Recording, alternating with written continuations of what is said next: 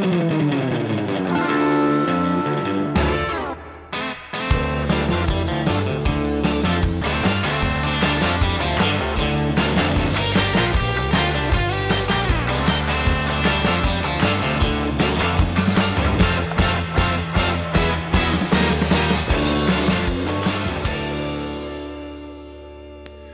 welcome to Practical Spirituality here in Eshet Torah in the old city of Jerusalem. I'm overlooking the Western Wall. Shalom. Today we're going to talk about rebellion in Judaism. Rebellion in Judaism has it's a very rich history, and we get a lot of it from the Torah. The whole subject of rebellion. We get positive views of rebellion. We get negative views of rebellion. What's the most positive view of rebellion? Which character is the most positive view of rebellion? Avram Avinu. Okay, where's a story in the Torah where there's a negative view of rebellion? There's many of them, but what's one of them? Korach. Okay, very good. Korach. What? Which one? Esav. What else? What's the famous one? They built something. Tower of Babel, yeah. So we've got like on the one hand we see there's two types of being a rebel, and one is the rebel that's the good one, and one is the rebel that's clearly not the good one, and so we need to decipher this clearly. Now, rebellion is something you can influence someone toward. You can, like, I could influence all of you. Like, have any of you, even during this day, since I've been in this room, have I angered anybody? Not against me, but against maybe other things? Have I incited you to some level of frustration or anger at any group of people or anything like that? Or have I done that? So, if not, you should check your pulse, given the discussion, the history of the state of Israel that I just gave over. Okay, so so you can be led towards being a rebellious person, but there's also people who are just born for it. And in one great book, I forget who wrote it, which is not good, but I remember the book was called "Who Are You Anyway?" I think it's one of the greatest personality typology books, and a real unsung hero, the author of that. But he called this certain personality. They're called dynamic. He said there are two types of people, dynamics and supportives. And you can figure out what you are, whether you're a dynamic or supportive. You're dynamic, and the other one, if you're the rebellious type, you're called a dynamic assertive. A dynamic assertive, meaning you're dynamic personality and you assert things and assert yourself and assert ideas, and you're a dynamic assertive. There's another person called a dynamic aggressive. Those are leadership types. So like you'll notice, you would think me a Jewish leader, a lot of people think of me as a Jewish leader. I happen to know because of this book that I'm actually a dynamic assertive. I make trouble and then I run away. So there's I make a bunch of trouble, there's a bunch of smoke, and when the smoke clears, or a bunch of dust, let's say, and when the dust clears, I'm gone. I'm gone. What's it? I don't think so. But, and then if you're a dynamic aggressive, you're going to be a leader type. So when the smoke clears, there's a guy there in charge of everybody, which I would just never, ever want to happen in my life. I don't want to be in charge of anyone but myself. That's it. So which is very interesting, because that makes me automatically not a leader. Because to be a leader means part of your fulfillment of your personality is that people would be following you. And so that if that's not interesting to a person, then they're definitely not a dynamic aggressive. And if you're a supportive, you're not doing either. Supportive means you're helping bring the boxes in for the kiddush, okay, or you're helping arrange it or something. That's a supportive personality, and those are super important personalities. Jews happen to, like this same author who wasn't Jewish said that Jews make up, I don't think he was Jewish, but Jews have a weird over representation of dynamics, which is interesting. There's nothing wrong if you're a supportive Jew, but there are a lot more dynamic Jews than there are Gentiles in the same population. There will be more Jews who are going to be, shaking things up in the same that same population, if it were Gentiles, then they would have a lot larger amount of supportives, fewer dynamics. Anyway, but back to rebellion. So Avram Avinu is seen as a good rebel. And what is he rebelling against? And the answer is, well, in the story that we learned from the oral tradition, is that he was rebelling against his father's idolatry. That he's ultimately rebelling against evil. And so that teaches us a few things. One of the things it teaches us is not to be neutral about evil. Don't be neutral about evil. And it's interesting because we're living in a very neutral era right now. Like, it is not politically correct to be, have opinions about things. Like right now, your job, or you can have an opinion against people with opinions. That's about it. Really strong opinions about people with opinions. But we learn from King David, he says, Ohave Hashem sinu ra. Those who love God hate evil, which means that even hate has a place. Where does hate have a place? Hate has a place when it comes to evil. That you're supposed to actually hate it. Not necessarily the evil doer, but the evil doings of the evil doer. That is supposed to be met not neutrally, but with hatred. And so that's an important lesson in that. Now, let's look at how systems work. What happens with a system in general is that someone has an idea. I'll do it like a pyramid.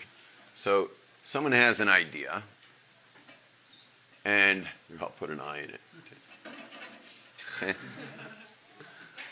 So someone has an idea, and there's a reason there's an eye there is because they're the ones with the vision that was a vision that people saw as a good vision. Because otherwise, people wouldn't get behind them on this. You understand? There wouldn't be all these people down here if it wasn't for the vision. And so there's a reason why there's an eye at the top of the pyramid, and that's the visionary. And so, but the issue is that being the visionary, you're obviously at the top of the hierarchy here in the pyramid. You're way at the top of the pyramid. You're at the top of the hierarchy.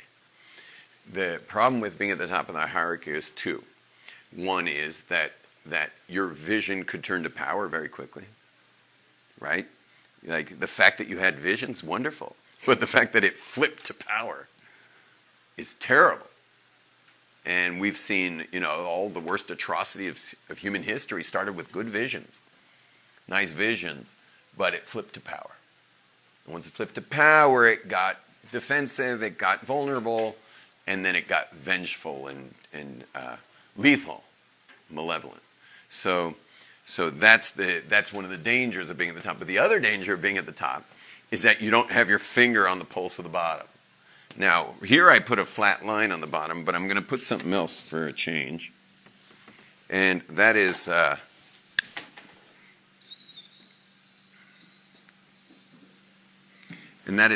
dynamism of being, on the ground floor.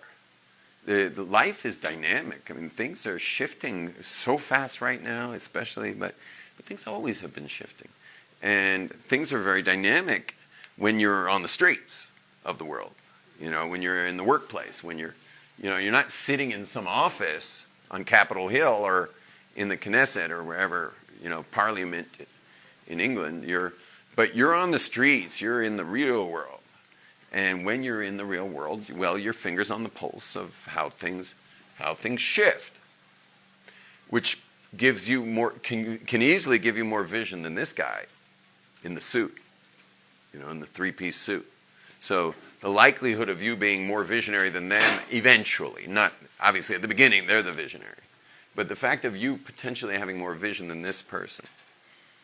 And I'll give you another example just in this class alone is, Ben Sion, for example, you're sitting there, but you're like a person who understands more or less the generation you're in a real way and in a way that's not intellectual but experienced. And whereas for me, at teaching the class, which puts me in the I position, I likely less understand. what's going on. Now, I may be able to articulate it, even I may understand it less, but be better at articulating it. Maybe you can both understand it and articulate it. But that puts you here, and I lose my job, which is what should happen. Everybody at the top of the vision started at the bottom. Okay, but time goes by, and you're not as in touch at the top. That's democracy. Yeah. So there's certain governments that are set up, like democratic governments are set up. Well, one of the most important things is you cannot stay in office too long. At least the leader, I don't know, can someone stay in Congress forever, or is that limited? No, it's forever. Senate? Forever. Oh, well, that ain't good. Supreme Court? Forever. Supreme Court. So all of those should be, those offices should be terminated, like, Court's 3 steps down. especially the Supreme Court should be like, Be voted back in though for Senate. The Senate. The Congress gets voted every 2 years regardless, Just so you have to Supreme keep Court. winning. They have to keep winning elections. anyway, you should be able to get out. Netanyahu, for example, to many people feel he's overstayed his welcome as prime minister. I don't know how many years it's been already, but it's been a lot of years. And why do how many years? 10. So why do so many people like him anyway? Is because they know. Think of the position he's in. He knows how to do that. No one else knows how to do that. And I'm not going to go into it, what it takes to be the prime minister of Israel. But there's certain things you've got to do that, or actually the truth is there's certain things you've got to not do. And it's a serious position to be in. And, I could explain it in one sentence, is you have to make sure to never be in bed with a vicious sworn enemy who would do a genocide at a heartbeat against your people, while at the same time making the world think that you're moving towards progression, meaning progress, in some peace process. Those are opposites, and you have to do a great job of both. You understand? You have to never get together with your would-be murderers, which everyone understands that. You're not going to get together with murderers, but at the same time, you have to let the whole world know that you think those murderers are swell. And you're just waiting to sit at the table with them. And you have to hold that for a really long time. So he's held that perfectly for 10 years. Who can do that? Who can do that? And you see, we've had leaders before him. If you remember the Oslo Accords, we've had leaders before him who were not able to. They just weren't able to. They weren't able to be strong enough to not sleep in bed with Yasser, Arab fat. They couldn't be with They could not stay out of bed with the founder of modern terrorism, which makes the whole world's unsafe today as a result of that man. And you see the nations of the world, they gave him a Nobel Peace Prize to a man who, his career was started, I think, with blowing up an airplane, which, once you've blown up a passenger jet, you don't get Nobel Prizes, okay? There's not enough tshuva in the world to do. There's not enough in the tshuva container to get to a Nobel Prize once you've blown up jet airliners. But it just goes to show you, what kind of world the Jewish people, who are the sheep amongst the 70 wolves, of how their wolf outfit is so easily worn once they see the Jews sleeping in the same bed as Yasser Arafat. Suddenly Yasser Arafat gets Nobel Prize. And so suddenly the father of modern terrorism is, worthy of a Nobel Prize. It's like, we have to I think we have a mitzvah to remind ourselves every day of what I just said, in case you have the slightest amnesia that the Israel or the Jewish people have any friends. I don't mean friends like your next door neighbors. I'm talking about friends in the overall macro vision of history. It will always be the sheep and the 70 wolves. And now again, that doesn't mean, my best friends that I grew up with are, who I could just thank God got to have beers with, which was a lot of fun in LA. They're not Jewish guys, but they're just the guys I will be getting together with my whole life, and they would never even think of it, and we're like connected at the hip. In fact, none of them really could come out, but because I was in LA, they all said, we're getting together because, ready for my English name? Because Johnny's here. They all came out. Yeah. Well, then there's the irony of the Nobel Peace Prize was brought about by someone who invented dynamite. Oh, really? That's where the Nobel Prize came from? The guy who invented dynamite? That's so ironic. Isn't that amazing? Which is probably like that led ultimately to an atom bomb, Fall of humanity. I think it was intentional though. He did it, it's true. He did it To him, because it was his attempt. yeah, like I think someone so thought he horrified died or by what he something, and they created. wrote a whole article. He invented dynamite, and he said that's what I'm going to be remembered for. So it's like, Because he invented it to build, not to build. Obviously, yeah. Okay, so here's the dynamism of the people on the streets. So really, what we're saying here is that people like you should be taking over this class and taking over the institutions, and meaning just like Abraham, who burned his father's idols. In a way, idolatry could be said, it's the nature, idolatry, I mean, this isn't true idolatry, but poetically, idolatry is the static nature, this is dynamic, that's static, the static nature of leadership after the vision. Meaning, okay, the first vision, people wouldn't have rallied for it if it wasn't truly visionary. So it had its visionary period. But that's over now, and now the dynamism such that you see another vision, but stuck in the tyranny of the pyramid that's being led by whomever. You get that? And so we learn from Abraham that that's the idolatry that you got to burn. That's what's got to go. Now, how do you distinguish that from, let's say, Korach?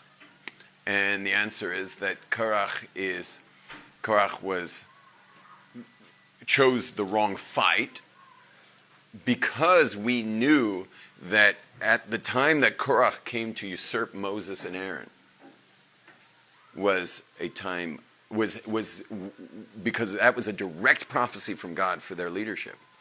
And the Torah repeats it over and over. They're the ones who will do the leadership. I don't know if you know those psukim, but there's this strange little passage where it repeats over and over again. It's them. They're the ones. And it keeps repeating their names. And they're the ones who will do this. And they're the ones who are going to lead us out. And they're the ones who spoke to Pharaoh. And they're the ones. It's a really strange set of sentences there. You ever notice that?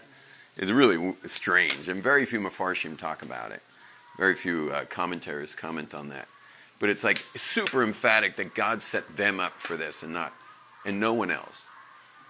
And so it wasn't right that Korach should rebel against that. So this personality, and I like to say it like this, and well, no, I'm not going to say that. But this percolation, where the bottom percolates up, is a necessary thing for the dynamism of every organization, of every government, of every community, every synagogue, wherever there's leadership, the percolating up of the people on the ground floor, the people with their finger on the pulse of humanity. By the way, and it's not everybody there. It's just the ones that have the vision that need to find their way up there. And therefore, this top has to be, it has to be somewhat detached in that it's removable here. So you can break it off, so to speak, and put a new visionary up there. And that we learn from Avram Avinu. That we learn from Avram Avinu, who like really got things and got up to that visionary position. But at the same time, you'll notice that Avram Avinu, and our sages say the strangest thing about him, and I'll end this with this part with this is that it keeps saying with Avram Avinu, whenever he gets prophecy in various places in Israel, it says V'yatek misham, V'yatek misham. What does that mean? V'yatek misham. It means that he uprooted his tent. When you drive a stake, so you also got to pull it out, and when you pull out a stake, it's V'yatek misham. Now, someone who had a vision, is likely to hold his ground. That's where he's going to build a giant, organization or institution or something like that.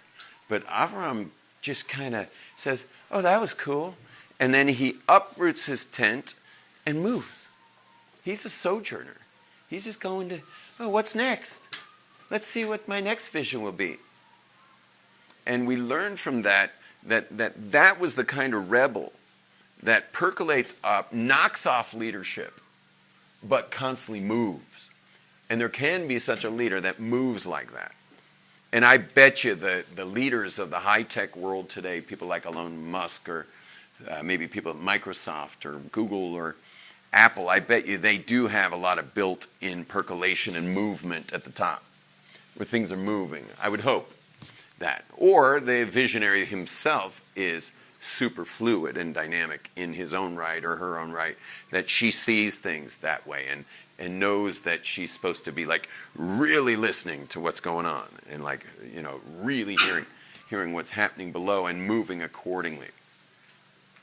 Now, what's interesting about this is that Judaism is not known for this so much. Judaism's known for like a holding down the fort of the past, really strongly. We believe in honoring tradition on the highest level, to the point where we even will say that a tradition that was kept long enough, even though it has nothing to do with one of the 613 commandments, that it becomes like law, minhag ka'halacha, domi, that it's like halacha. So that we'd have to further distinguish. Is Judaism set up for this in its modern rendering, or is Judaism actually set up for tyranny? And so that's an interesting thing that needs to be discussed, and for anyone who leads a Jewish organization would have to be thinking about whether it's allowing percolation, and what kind of percolation. Is there a line drawn? And the answer is, just like Moses and Aaron, that's a line. You can't cross that line. So too, the Torah mitzvahs and all of the halachas of Torah, meaning Torah and poskim, the Torah and all the Jewish law of history, that's the line. That you don't cross. That we draw the line there. If it showed up in Shulchan Aruch, that's not our discussion. That stays. Because you'll see there's plenty of Korachs in the more secular Jewish world. Shalom. If you enjoyed watching this, well, watch some more, send it, click it, forward it, join it, subscribe to it. Keep coming on and joining me in this amazing movement to make a big difference in the world. And the biggest thing you can do of all is to join the Yom Tov Media Club.com. Please go online, YomTovMediaClub.com.